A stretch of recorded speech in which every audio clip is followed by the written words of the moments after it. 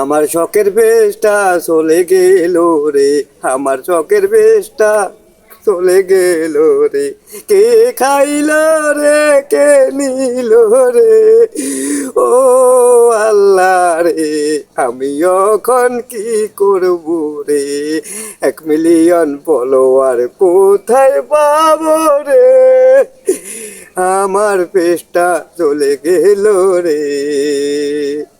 দাদু ভাই কানতে আছে, আমি না দেখলো না বুঝলো এরকম করে কানতে আছে, তার মনটা তার ভিতরে কষ্ট পাইতেছে এই গরিব মানুষটা, সীমা নাই।